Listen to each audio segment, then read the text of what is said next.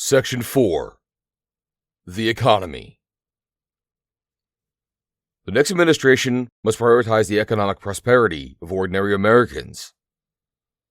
For several decades, establishment elites have failed the citizenry by refusing to secure the border, outsourcing manufacturing to China and elsewhere, spending recklessly, regulating constantly, and generally controlling the country from the top down, rather than letting it flourish from the bottom up. The proper role of government, as was articulated nearly 250 years ago, is to secure our God-given, unalienable rights, in order that we might enjoy the pursuit of happiness, the benefits of free enterprise, and the blessings of liberty. Finding the right approach to trade policy is key to the fortunes of everyday Americans. In Chapter 26, the president of the Competitive Enterprise Institute, Ken Lastman, and former White House Director of Trade and Manufacturing Policy, Peter Navarro, debate what an effective conservative trade policy would look like. Lastman argues that the best trade policy is a humble, limited government approach that would encourage free trade with all nations. He maintains that aggressive trade policies involve an increased government role that future leftist administrations will utilize to push climate change and equity-based activism.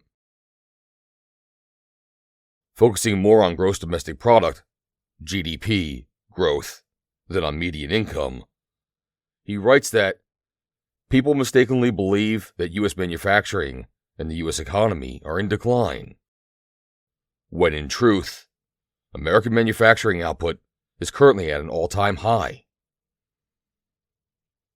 Meanwhile, we continue to experience record-setting real GDP, despite our long-run decline in manufacturing employment. Lastman does not think an aggressive U.S. trade policy will lead to more manufacturing jobs. Rather, he writes, Federal Reserve research shows that the Trump administration's steel tariffs and the retaliatory tariffs levied by other nations in response have cost about 75,000 manufacturing jobs, while creating only about 1,000 jobs in the steel industry. Furthermore, he writes that protectionism and similar progressive policies tend to weaken American security. Lastman maintains that trade creates peace, and if China weren't so reliant upon trade with the U.S., it would be much more unstable and dangerous. He thinks American influence in China, internet memes, fashion, movies, can play a vital role in helping to turn China from an authoritarian threat into a freer and less hostile power. Ultimately, Lastman believes that we should lower or repeal tariffs, including eliminating the destructive Trump-Biden tariffs, in order to make goods more affordable for Americans. He thinks free trade will improve our economy, enhance our national security, and keep future left-leaning Congresses from insisting that future left-leaning presidents negotiate for as many trade-unrelated provisions as possible to benefit labor and green constituencies. Navarro disagrees with Lastman almost across the board. He writes, trade policy can and must play an essential role in an American manufacturing and defense industry base renaissance, which he says is crucial to our country's future. But two forces in particular are pushing America in the opposite direction. First, the World Trade Organization's WTO most favored nation rules encourage our trade partners to adopt high tariffs, which lead to our chronic trade deficits and make us the globe's biggest trade loser and victim of unfair, unbalanced, and non-reciprocal trade. For example, Navarro writes, tariffs on imported automobiles are 2.5% in the U.S., 10% in the European Union, and 15% in China. Second, China's economic aggression in the form of tariffs, non-tariff barriers, dumping, counterfeiting and piracy, and currency manipulation further weakens our manufacturing and defense industrial base, even as the fragility of globally dispersed supply chains has been brought into sharp relief by the COVID-19 pandemic. In contrast to Lassman, Navarro thinks that trade deficits matter a great deal.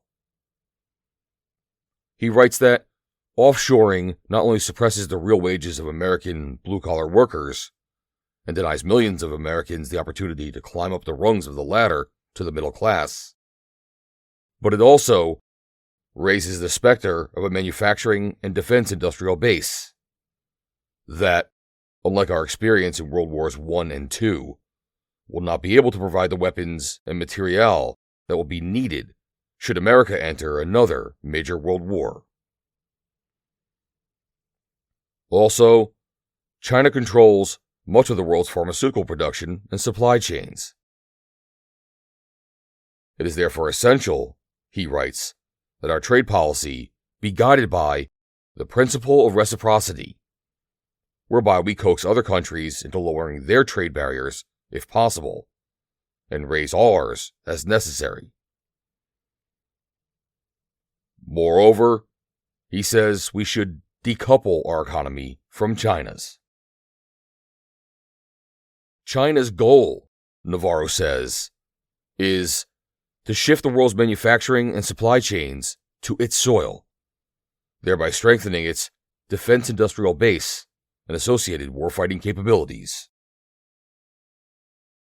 He writes, every year, more than 300,000 communist Chinese nationals attend U.S. universities or are hired at U.S. national laboratories, innovation centers, incubators, and think tanks. Huawei, an instrument of Chinese military espionage, is now partnering with UC Berkeley on research with important future military applications. China is also engaged in what Warren Buffett calls conquest by purchase, as it uses revenues from its trade surpluses to buy American real estate, companies, and financial assets.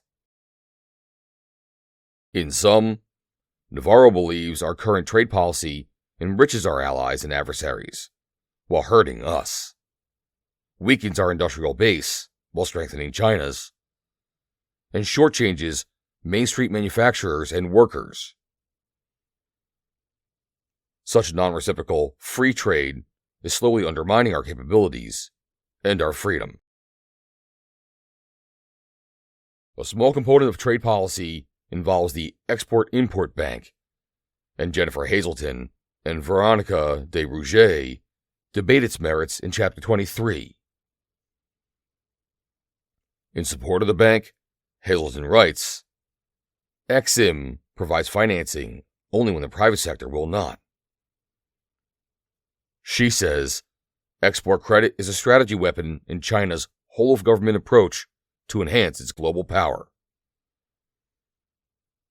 China provides an estimated $500 billion in export credit in 2018, approaching in that 1 year the total amount of financing Exim has provided in its 90-year history. Hazelton argues that when large American companies can get a loan from Exim rather than having to meet the demand of export credit agencies in Europe or elsewhere, it helps American small businesses too. She writes that the U.S. would be foolish to abandon this field of play. Opposing the bank, de Rouget writes, Exim operates in effect as a protectionist agency that picks winners and losers in the market by providing political privileges to firms that are already well-financed. She denies it promotes exports and argues it hurts small businesses, which often have to compete against large businesses that are able to get the loans. She writes that it also helps foreign companies, such as state-run China Air, that buy U.S. exports from American companies, such as Boeing. The bottom line, she says, is that the bank should be abolished.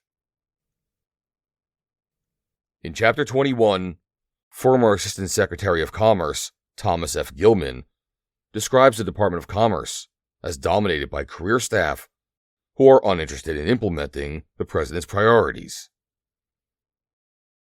The department clearly needs far more political leadership, including at the Census Bureau, as Gilman notes. The Census Bureau, unlike much of the federal government, has a constitutionally required mission.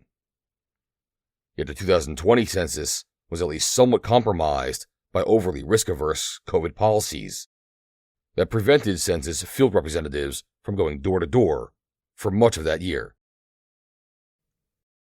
The Census Bureau's website, one of the worst in the federal government, buries crucial statistics where only academics or advocates are likely to find them. In addition, Gilman writes that a new administration should ensure that the Bureau of Economic Affairs, also housed at Commerce, conducts its statistical analysis in a consistent and objective manner. Moreover, the International Trade Administration, which is centrally placed to craft and implement U.S. trade policy, should counter the malign influences of China and other U.S. adversaries, and strongly defend against trade violations. In Chapter 22, William L. Walton, Stephen Moore, and David R. Burton note that under the Biden administration, the Treasury Department has failed to achieve any of the agency's core objectives.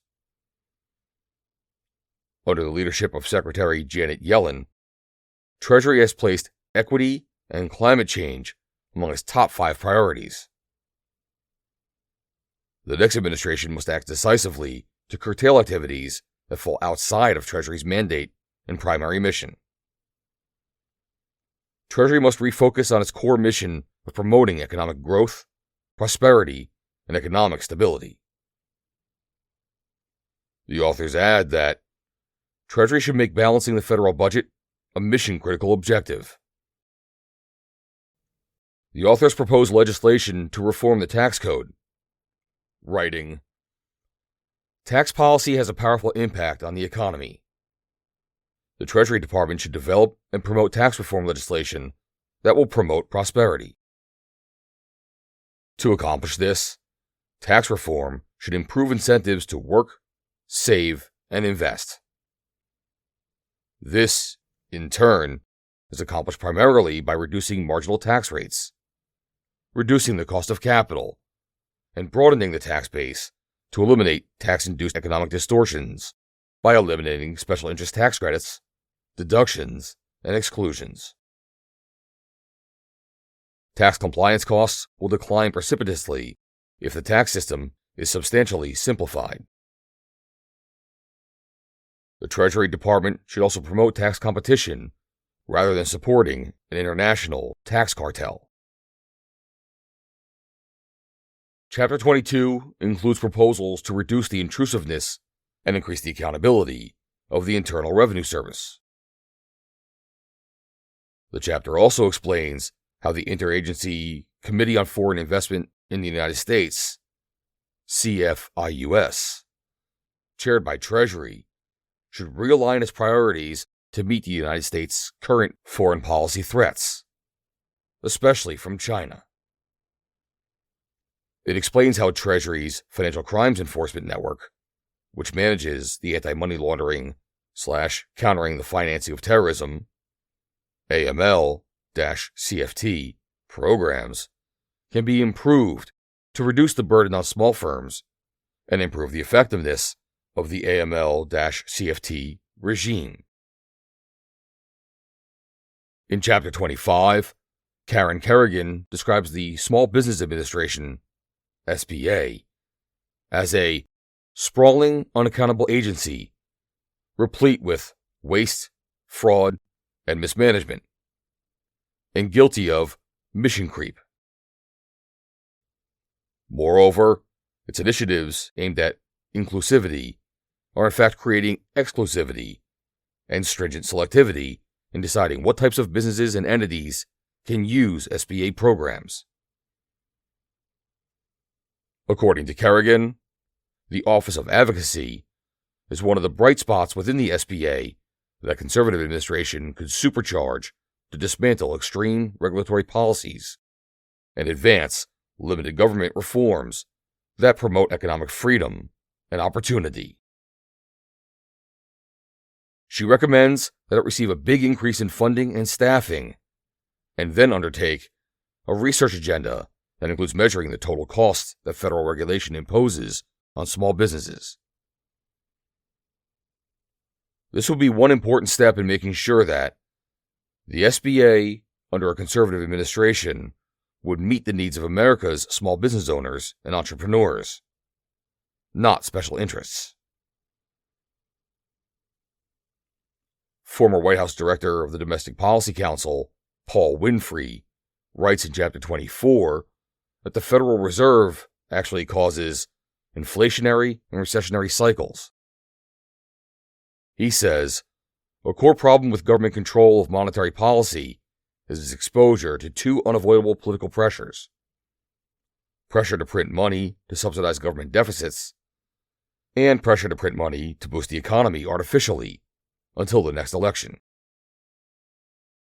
The Fed has also added a moral hazard due to its history of bailing out private firms when they engage in excess speculation. At a minimum, Winfrey writes, full employment should be eliminated from the Federal Reserve's mandate, requiring it to focus on price stability alone. The Fed should not be allowed to incorporate environmental, social, and governance factors into its mandate. It should be compelled to specify its target rate for inflation. Its last resort lending practices, which are directly responsible for too big to fail, should be curbed. Its mission and alternatives to the Fed should be explored by a commission created for that purpose. And a central bank digital currency, which would provide unprecedented surveillance and potential control of financial transactions, should be rejected. Even more ambitiously, Winfrey suggests that the next administration should think about proposing legislation that would effectively abolish the Federal Reserve and replace it with free banking, whereby neither interest rates nor the supply of money would be controlled by government. Free banking would produce a stable and sound currency and a strong financial system, while allowing lending to flourish. Alternatively, Winfrey writes, the next administration should consider the feasibility of a return to the gold standard. End of Section 4, The Economy.